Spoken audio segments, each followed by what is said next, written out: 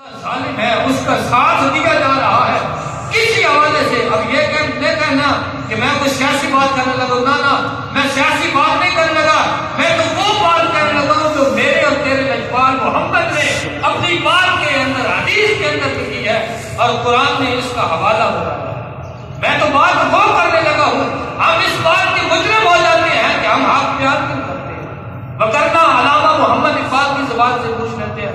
وہ تو داڑھی موٹا ہے بیچارہ، علامہ اقبال نے تو داڑھی نہیں رکھی، وہ تو کوئی مولوی نہیں تھا نا، وہ تو ایک سیکولر بندہ تھا نا. آپ لوگوں کی زبان سے کسی قائداعظم بھی سیکولر تھے، لوگ ڈاکٹر فقیر خانوی جو وہ بھی سیکولر تھے، علامہ محمد اقبال بھی سیکولر تھے. چلو ان سیکولر لوگوں کی ہی بات کر لیتے ہیں کہ یہ سیکولر لوگ کیا چاہتے ہیں، کیا بنانا چاہتے ہیں پاکستان کو.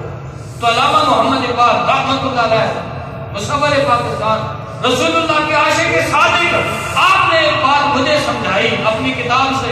جب میں نے انہیں پڑھا اور انہوں نے مجھے ایک بات جو اس سے آگاہ کیا، انہوں نے مجھے کہا دوسری فکرے کے اندر بیان کیا شعر میں، یہ امت حامل قرآن نہیں ہے، وہی سرمایہ داری قوم ملت قدیم. علامہ اقبال نے کہا وہ جاتے جاتے اپنے بچے کو کہہ دیا ہمیں پتہ ہے انہیں قرآن نہیں پڑھنا، ہمیں پتہ ہے انہیں قرآن سے نصیحت حاصل نہیں کرنی، ہمیں پتہ ہے انہوں نے شریعت محمدی کو چھوڑ دینا ہے، اور پھر جب چھوڑ دیں گے پھر تو اس سے جیسے تیرا دل کرے گا ایسے موڑتے جانا، یہ تیرے پیچھے موڑتے ہیں.